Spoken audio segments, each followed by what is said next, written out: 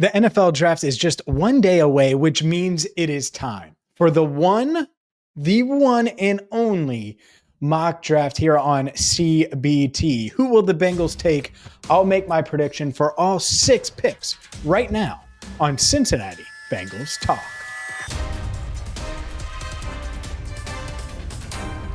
It is almost NFL draft day, and this is your reminder before we get into the mock to make sure you hit that subscribe button. Make sure you're following along all weekend long. And if you want to hear the conference calls with the Bengals first round pick, second round pick, third round pick, fourth round pick, fifth round pick, sixth round pick, maybe they trade down and get a 7th round pick. All of those conference calls are going to be available on our audio platform. So just go to your favorite audio platform, Audio, Spotify, Amazon, wherever. Put in Cincinnati Bengals Talk, hit that follow button so you can hear from these prospects right away, shortly after they're drafted, getting their instant reaction. That's not something we're going to post here on YouTube. That's an audio only element. But of course, we're going to have plenty for you on YouTube as well all weekend long, including my mock draft coming up in just a minute. Today's video brought to you by BetUS TV.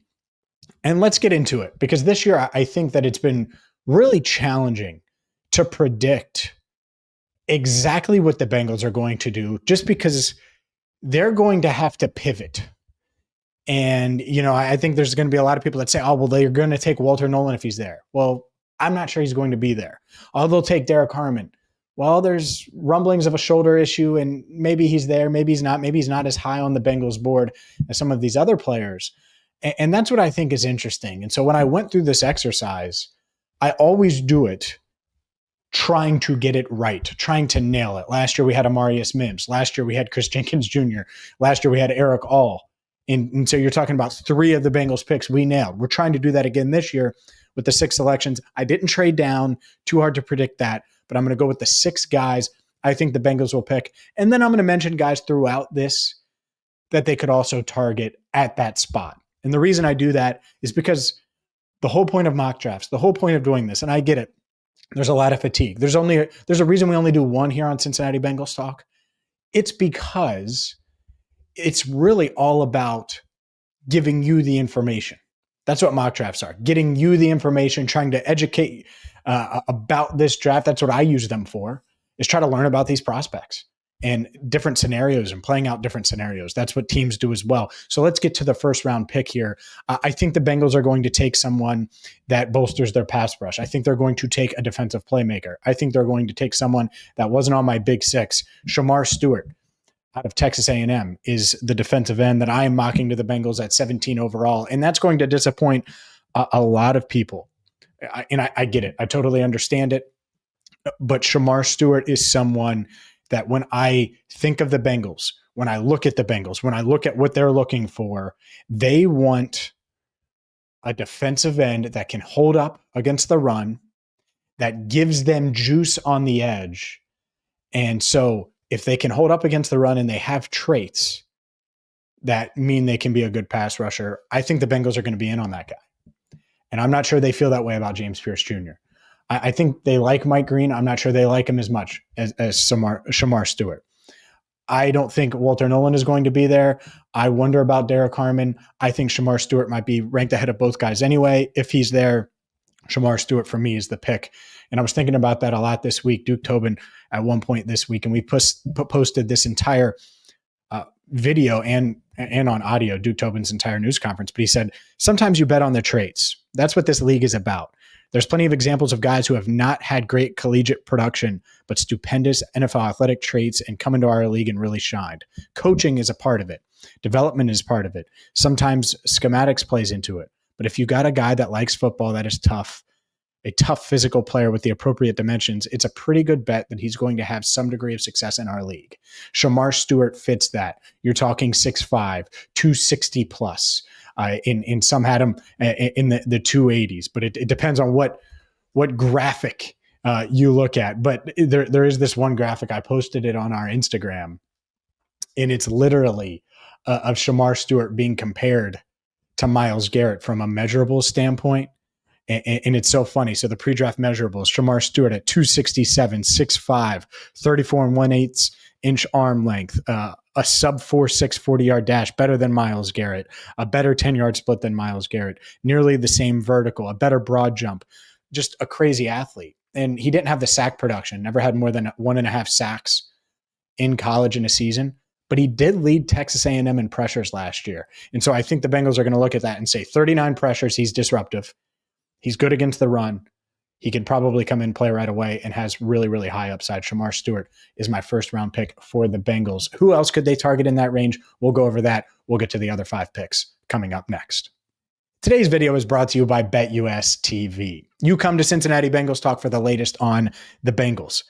What about the other sports? What about the NBA playoffs? What about all things NFL? What about all things college football? Well, that's where BetUS TV comes in. They're going to have the latest odds, insights, and information that you can use any way you want. Every sports fan should be in on BetUS, much like you're in on Cincinnati Bengals Talk, which we obviously appreciate you watching. Please, please, please check out BetUS TV today. All right, let's dive in to the rest of this mock. And before we do, just some other names that keep an eye on, because I do think there are scenarios where they end up with Mike Green. I think if Jahad Campbell falls to 17, he could certainly be the pick.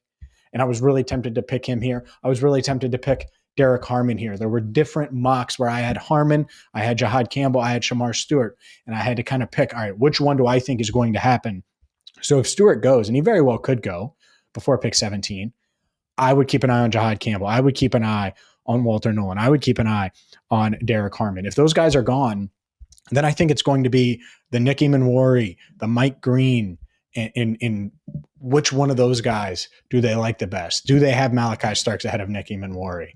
I would have him in worry, but I think Starks could be close. Michael Williams is another one that I think is rising, that I think, much like Walter Nolan, is going to be gone. But if he falls to 17, could be in the mix there. And then after that, I think you really are getting into a trade down territory where Kenneth Grant is a name to keep an eye on. I think multiple guys like that. Josh Connerly Jr. Out of Oregon, the offensive lineman, the Bengals appear to like him, a trade down candidate. Let me think here about other guys. Oh, Nick Skorton, Donovan Izaraku, excuse me. Trade down candidates that could be in play in round 1. We'll see.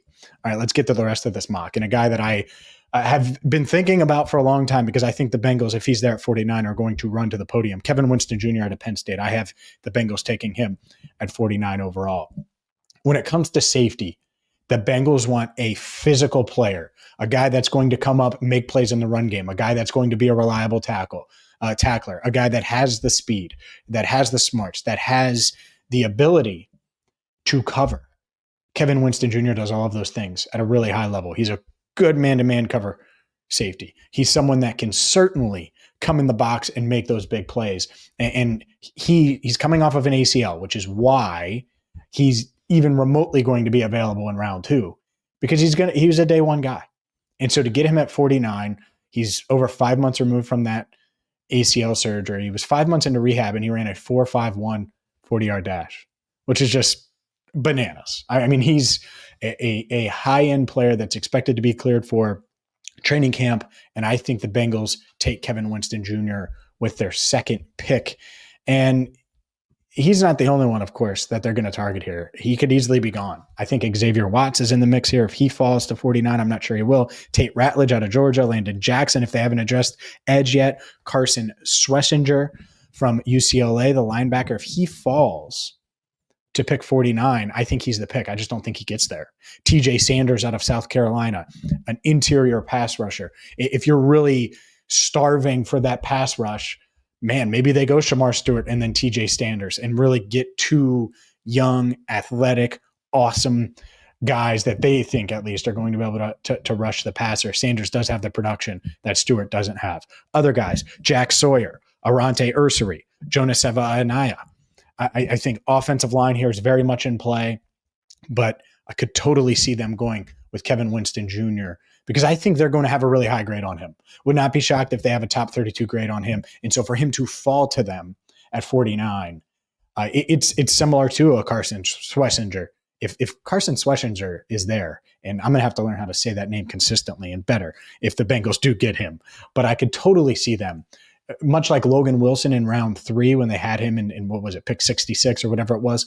I could totally see them saying, or it was pick 63, I believe, but saying, oh man, Schlesinger's there. We thought he was going to be gone at pick 30. Let's take him. So those are some names to keep in mind for round 2. Let's get into round 3, where the Bengals finally address offensive line. Ozzie Trapillo out of Boston College. I think he's going to be the 81st overall pick. You're talking about a 6'8", 319-pound offensive tackle for Boston College. Duke Tobin said it earlier this week. They are open to offensive tackles becoming guards in the league. I think Trapillo could do that. I think long-term he could move out to tackle. Maybe he learns both and starts for you at guard, but gives you that tackle flexibility. You can't have enough of that. And I think the Bengals are going to like him a lot. Wasn't penalized once in 772 snaps last season, and is someone, NFL genes, his dad played in the league, and has made 2 starts at guard, 24 starts at right tackle, 10 starts at left tackle, has some versatility. I think the Bengals are really going to value him. Other targets here, Ashton Gelati, one of my favorite players in the draft. I would be in on Ashton Gelati here. If he's here at 81, it'd be really tempting, but they haven't gotten an offensive lineman yet. I'm also not sure Gelati gets all the way to 81. If Jack Sawyer fell to 81, I think the Bengals would be very much in on Jack Sawyer. Emory Jones, the offensive lineman out of LSU. I think he's in play here if he falls and could be the pick. DJ Giddens, Wyatt Millum, 2 guys that I think the Bengals would target. And yeah, I think when you look at this draft and just when are they going to be able to get the offensive lineman if they don't go round 1? Because round 1, I think a lot of these guys are gone. The Kelvin Banks Juniors of the world, gone. I didn't even mention him in round 1 because I just assume he's going to be gone now. And it feels like if that's the case, do they go with a Josh Simmons? Does he make it there? If not, then Wyatt Milum, could certainly be in the mix as well in round 3 for the Cincinnati Bengals. The 4th round is interesting because the Bengals, now you've addressed edge, you've addressed safety, you've gotten your guard / tackle. I think they go Ty Robinson, the defensive tackle out of Nebraska. And this guy is someone that should come in, give them a little juice as a rusher, and also just bring some stability to that defensive tackle front and be someone that's experienced, be someone that has been there, done that, and can come in and contribute right away and kind of help round out that defensive line room. I think in an ideal world, they probably add a defensive tackle early that has a ton of pass rush juice, whether it's a Derek Harmon or a Walter Nolan. If that doesn't happen, then they may wait. And maybe TJ Sanders doesn't make it to round 2. Maybe they have to wait a little longer. And so if they do that, I certainly think that this is the play. This is where you could see Ty Robinson going off the board, the defensive tackle out of Nebraska. Emory Jones, certainly a candidate here if he does fall. DJ Giddens as well. Bayshaw Tootin, Wyatt Milum, Damian Martinez, Jordan James. I think this is when you get into potentially taking a running back. They have not dismissed running back behind the scenes. I know some have asked that about the Zach Moss addition. Does that mean that they're out on running back? No, I don't think they're out on it. I think it's going to have to fit. And I certainly think round 3 on is when it starts to make sense for the Cincinnati Bengals. My 5th round pick, Al Golden gets his guy, Jack Kaiser, the linebacker out of Notre Dame, someone that knows Golden well. He falls here. He's a quality athlete, not a high-end athlete, but a good athlete, an experienced player, someone that has started a ton for the Fighting Irish. And you get him, and it helps just round out your linebacker room. I think they would certainly love someone like this that's experienced. It's a weak linebacker class. If they don't get Jahad Campbell, Carson Schlesinger, it could be tough. They may have to wait. And if they have to wait, Jack Kaiser is certainly high on the list of guys that they could take on day 3. All right, let's keep it rolling here in round 6. It's their final pick. And I think that the Bengals could go in a bunch of different areas here. I think running back very much in play. But I'm going to go tight end. I think Thomas Fadone II, the tight end out of Nebraska, kind of similar to Eric All last year, where injuries are going to bump him down. Would probably be a much earlier day 3 pick if the injury history wasn't there. But he's someone that projects as a quality pass catcher, someone that can give you something in the blocking game, but just a really athletic tight end, 250 pounds, good size.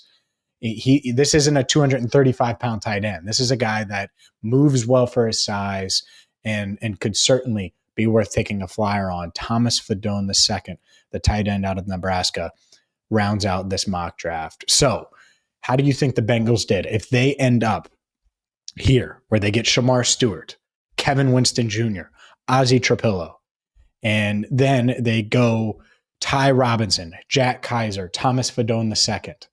I know that's not maybe the grand slam draft that a lot of you are hoping. I'm hoping for Jahad Campbell. I'm hoping for some of these other guys, a Walter Nolan in round one, and we'll see if they can get one of those guys. I think if they're there, the Bengals will certainly consider it, but I also think that they're going to really, really like Shamar Stewart. And I think there's a decent chance he falls. He's 9th on Dane Brugler's big board. Other big boards have him much lower. I think the Bengals are going to really, really like Shamar Stewart and what he could be in the NFL. Today's video was brought to you by BetUS TV. We're going to have you covered on audio if you're listening, or certainly on video if you're watching here on YouTube. Make sure you hit that subscribe button on YouTube. Make sure you follow wherever you get your podcast. And for Andrew Fox Miller, check out all of our videos and audio this week. There's been a ton already, and the draft isn't even here. We will talk to you when the Bengals make their pick. 17th overall, if they trade down, whenever. We'll talk to you after night 1, night 2, and night 3 right here on Cincinnati Bengals Talk. Tackle out of Cincinnati, John Williams. Now, why would I pick John Williams, James asks himself. We talk about stadium improvements, James. Just wait for the soundtrack in Paycor Stadium on game day if you draft John Williams, the tackle. The maestro, the Imperial March is playing, and you've got John Williams running out, the maestro. You Star Wars nerd.